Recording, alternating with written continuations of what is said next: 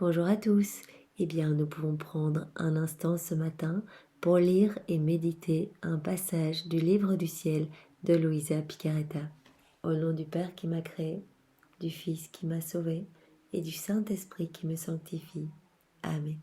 Jésus, je me plonge en toi dans ta divine volonté et je te donne tout ce que je suis. Tu peux prendre tout ce que tu veux. Prends mes mains, prends mes pieds, prends mes yeux, prends mes paroles, mes oreilles, mes pensées, mon cœur.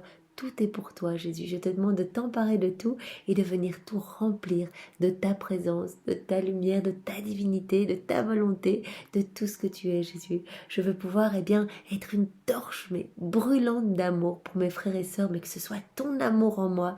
Parce que moi, mon amour, il est trop imparfait, inconditionnel. Et donc, je veux vraiment que ce soit toi qui viennes aimer à travers mon cœur, que ce soit ta lumière qui rayonne à travers mes mains, à travers mes regards, à travers mes paroles.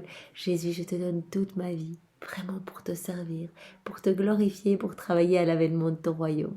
Alors, utilise chacune des secondes de mon existence. Tout est pour toi. Jésus, je vais te demander maintenant de venir disposer mon cœur et mon intelligence pour recevoir le passage que tu vas me donner, que tu nous donnes chaque jour, ce passage du livre du ciel.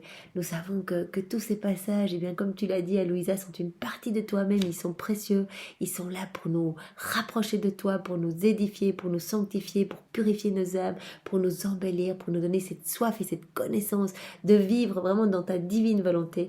Alors Jésus, vraiment que rien ne se perde et que nos cœurs soient tout ouverts pour recevoir les merveilles, les trésors que tu vas encore nous donner ce matin. Merci Seigneur, viens maintenant parler à travers ma bouche au nom de tous et vraiment envoie-moi ton Esprit Saint pour que je reste toujours dans ta vérité. Alors le passage que nous allons méditer est celui du 15 avril 1916. Donc c'est Louisa qui parle. Je vis comme si j'étais mourante à cause de la privation continuelle de mon doux Jésus. Louisa souffre énormément de ne pas voir Jésus, et bien qu'il vive à l'intérieur d'elle, puisqu'elle vit dans la divine volonté, elle a besoin de le voir avec ses yeux, de lui parler, et donc elle souffre terriblement l'absence de Jésus. Ce matin, je me suis trouvée totalement en Jésus, immergée dans l'immensité de mon bien suprême. Donc Louisa s'est retrouvée vraiment, elle a pu voir ce qui se passe quand une âme s'immerge dans la divine volonté de Jésus. Elle s'est retrouvée dans l'immensité de Jésus. J'ai vu Jésus en moi et je pouvais entendre parler dans toutes les parties de son être.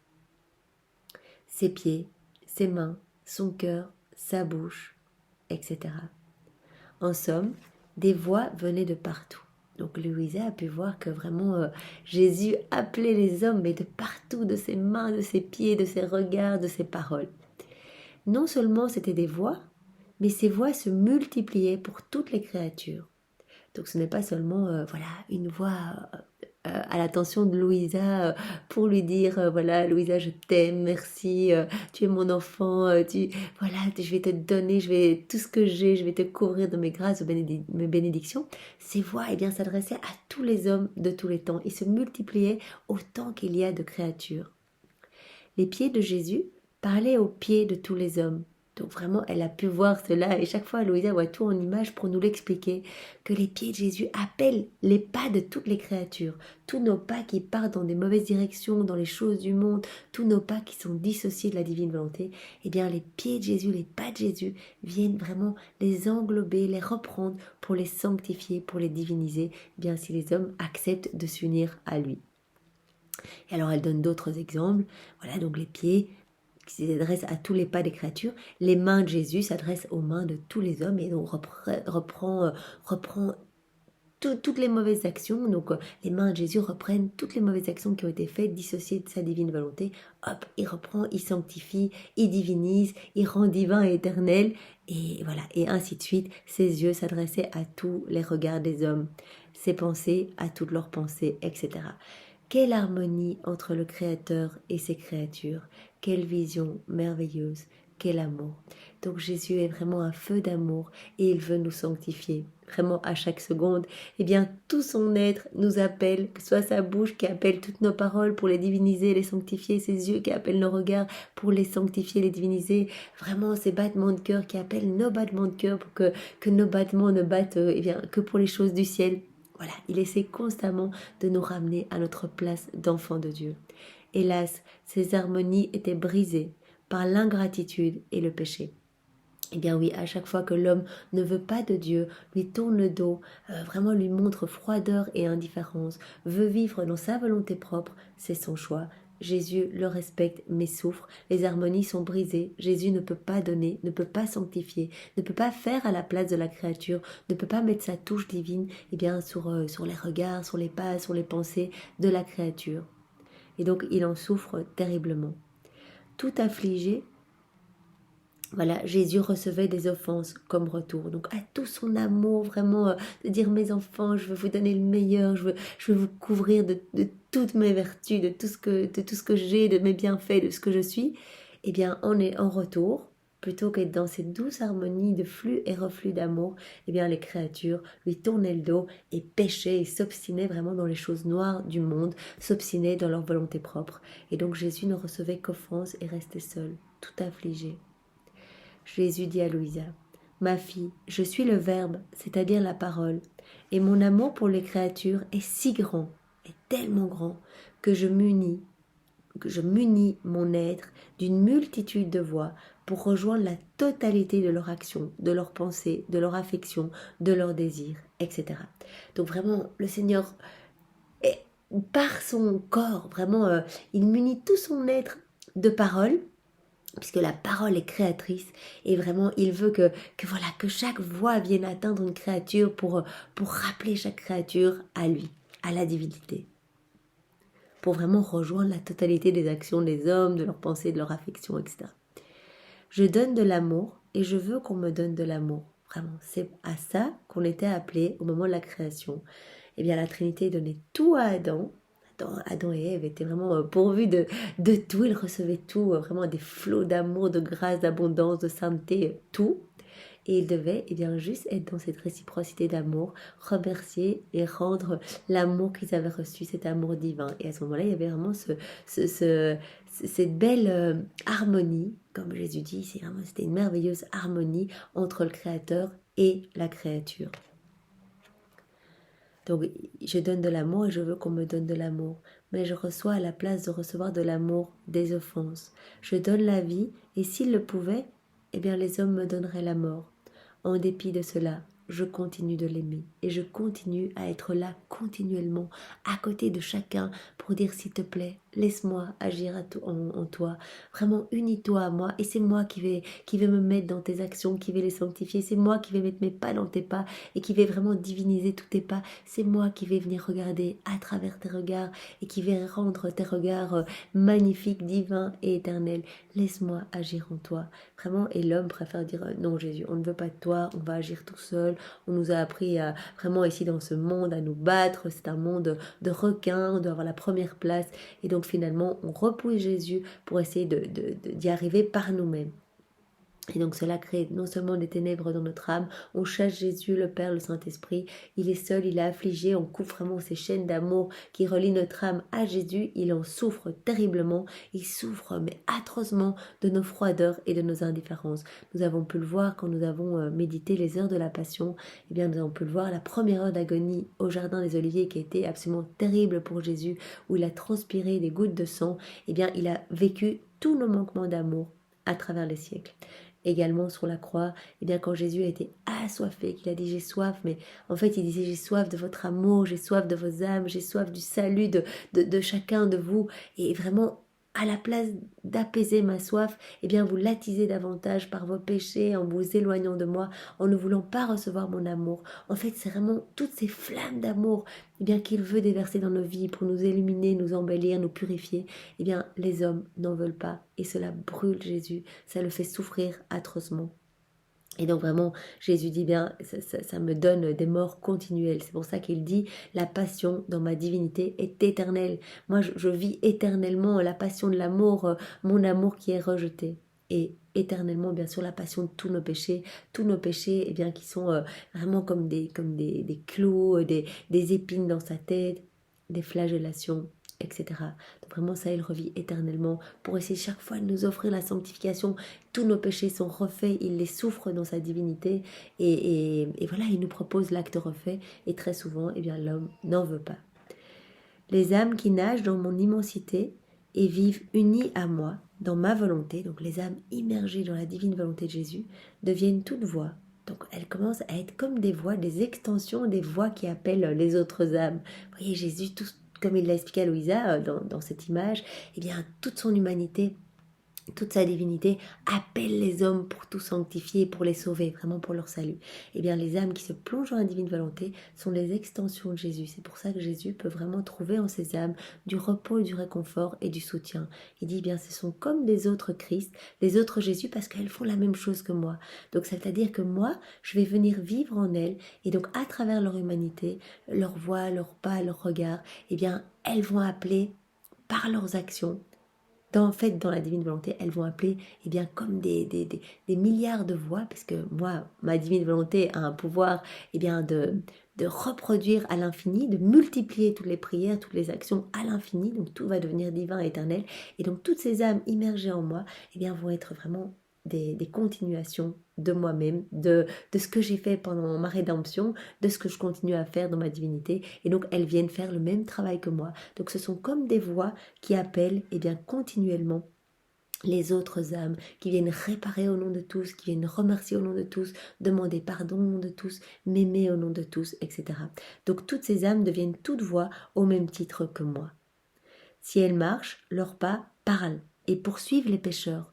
Voilà, le simple fait de dire Jésus, je marche dans ta divine volonté. C'est toi qui viens marcher en moi, Jésus. Je veux vraiment que tu refasses ce que tu faisais eh bien, quand tu étais sur la terre. J'unis mes pas aux tiens. Eh bien, nos pas deviennent ceux de Jésus. Et Jésus, quand il marchait, il ne faisait pas que marcher comme ça. Eh bien, il appelait les pas de toutes les créatures. Il divinisait tous les pas. Il sanctifiait tous les pas. Il sauvait les pécheurs qui étaient sur le point de tomber dans la perdition, etc. Donc vraiment, quand on s'unit à Jésus dans la divine volonté, eh bien, on refait la même chose que Jésus, puisque c'est Jésus qui vient le faire en nous, qui vient le continuer en nous.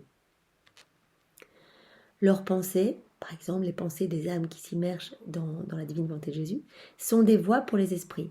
Jésus, je pense dans ta divine volonté, je prie dans ta divine volonté, j'unis toutes mes prières aux tiennes, toutes mes réparations aux tiennes. Donc c'est Jésus qui va venir penser à travers nos pensées, et nos pensées vont être comme des voix qui vont aller appeler toutes les pensées de tous les hommes pour les refaire, vraiment les sanctifier dans la divine volonté de Jésus.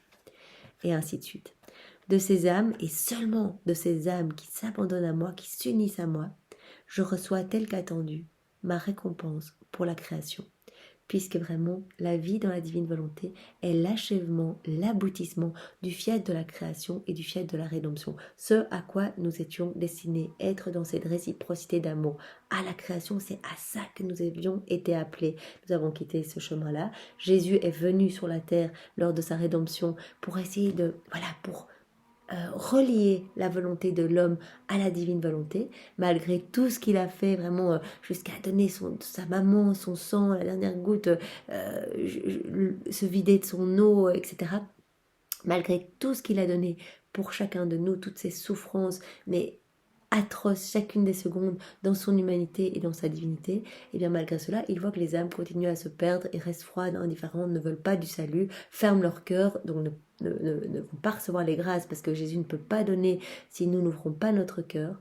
Et donc il appelle les âmes maintenant, vraiment l'aboutissement de la création, du fiat de la création et de la rédemption, c'est le fiat de la sanctification, la divine volonté. C'est Jésus qui dit, voilà, c'est la nouvelle Pentecôte d'amour, c'est moi qui vais venir faire les choses en vous, abandonnez-vous entre mes mains, vous pouvez vous servir dans toutes mes vertus, dans tout ce que j'ai fait, etc. Tout a une continuité. Donc vous pouvez vraiment sanctifier tout ce que vous faites, et donc vous allez pouvoir continuer ce que moi j'ai fait pour achever le travail de la création et de la rédemption. Vraiment le parachèvement total, ce serait vraiment que tous les hommes vivent dans la divine volonté. Et ça va arriver puisque c'est un décret d'autorité divine. Ça a été annoncé dans Notre Père qu'on récite tous les jours. bien que ta divine volonté soit faite sur la terre comme au ciel. Donc vraiment, c'est la seule prière que Jésus nous a enseignée, enfin qu'il a enseignée à chacun de nous à travers ses apôtres. Donc c'est quelque chose qui va se passer et vraiment le Seigneur nous appelle à hâter la venue de son royaume et de travailler vraiment. Au plus il a d'âmes qui travaillent pour lui dans la divine volonté, au plus ça va arriver plus vite. Donc ça serait vraiment génial que tous les hommes soient dans cette réciprocité d'amour, que vraiment le Père, le Fils et Saint-Esprit soient glorifiés à chaque instant, que vraiment tous les hommes soient des extensions de Jésus, il n'y aurait que la paix, l'amour, enfin ce serait vraiment fantastique. Donc au plus nous faisons des actes dans la divine volonté, au plus nous ramenons de la lumière ici, dans ce monde qui devient vraiment ténèbres avec les forces du mal. Donc vraiment le Seigneur a besoin de chacun de nous et il cherche voilà, des mains pour agir, des pieds pour marcher, pour que toute notre humanité eh bien, devienne d'autres voix de Jésus qui appellent les pas des créatures pour les sanctifier, les regards, les pensées, les paroles de tous ceux qui ne croient pas en Jésus, qui ne veulent pas, qui tournent le dos, voilà, qui se perdent dans les choses du monde. Eh bien, devenons d'autres voix, des extensions eh bien, de la voix de Jésus à travers toute notre humanité. Alors, Jésus termine ici. Voyant que incapable de faire quoi que ce soit par elle-même pour correspondre à mon amour et maintenir l'harmonie entre elle et moi, ces âmes entrent dans ma volonté, en font leur propriété et agissent d'une manière divine. Tout seul, eh bien Jésus nous le dit bien, nous sommes néants, nous sommes faiblesses, nous portons eh bien le péché d'Adam, nous sommes orgueilleux, etc. Mais avec Jésus, ce qu'il nous invite à faire, nous plonger dans sa divine volonté et on peut prendre, eh bien, il nous dit, vous pouvez vous servir, vous pouvez tout prendre, vous pouvez prendre ma volonté et avec ma volonté qui a le pouvoir de tout multiplier, qui est éternelle, infinie, divine, qui a le pouvoir de tout sanctifier, etc. Eh bien, vous pouvez la prendre et vous pouvez aller déposer ma paix dans tous les cœurs, mon pardon dans tous les cœurs, mon amour partout, etc. Et donc en faisant votre propriété, eh bien vous pouvez agir de manière divine, puisque c'est moi qui vais venir agir à l'intérieur de vous. Mon amour trouve son déversement en ces âmes qui s'abandonnent, et je les aime plus que toutes les autres créatures. Jésus aime tout le monde, vraiment nous sommes tous ses précieux trésors, mais il trouve un vrai réconfort, un vrai soulagement dans les âmes qui s'offrent. Jésus, je t'offre ma vie pour te servir. Voilà, à ce moment-là, Jésus est heureux. Il se dit, ben voilà, au milieu de toutes ces offenses, eh bien, il y a des âmes qui ont la même volonté que moi, qui ont uni leur volonté à la mienne et qui veulent bien glorifier la Trinité, qui veulent sauver tous les hommes exactement comme moi je veux. Et donc, je peux laisser couler ma volonté divine à travers toute leur vie. Et c'est comme ça que ça se passe. Vraiment, Jésus vient réellement s'établir et c'est vraiment lui qui fait les actions. Vous allez voir, vous allez agir tout à fait différemment quand vous demandez avant d'aller parler à une personne. Vous demandez, Jésus, c'est toi qui viens parler à travers ma bouche. Vraiment, je me plonge dans ta divine volonté et je veux vraiment te laisser parler. Je veux que ce soit ton amour qui dégouline à travers ma bouche, à travers mes regards, à travers tout. Et vous allez voir, eh bien, une paix va s'installer, un calme. Vous allez parler différemment, vous allez aimer avec plus d'amour. Mais ce sera Jésus qui le fera, qui fera cela en vous. Et vraiment, je vous demande de vous offrir à Jésus, vraiment de lui donner ce réconfort. Vraiment, il a vraiment besoin. Regardez autour de vous, mais les offenses, les méchancetés, les blasphèmes, les sacrilèges, les artistes qui font des choses tellement offensantes. Et donc, vraiment, le Seigneur nous appelle un jour de plus par ce passage à nous offrir complètement et sans limite. Voilà, Jésus, fais ce que tu veux de ma vie, prends ma vie, je m'offre à toi et prends ma volonté et donne-moi les grâces parce que sans toi, moi, je suis incapable de prier, sans toi, je suis incapable de méditer le livre du ciel, sans toi, je suis incapable de me souvenir de t'appeler régulièrement pendant la journée, sans toi, eh bien, je tombe dans les choses du monde, dans l'orgueil, dans les méchancetés, dans les vices, etc. J'ai besoin de toi, Jésus, parce que je ne suis rien du tout et je te demande eh bien, de prendre tout en main. C'est toi qui prends le lead complet de ma vie.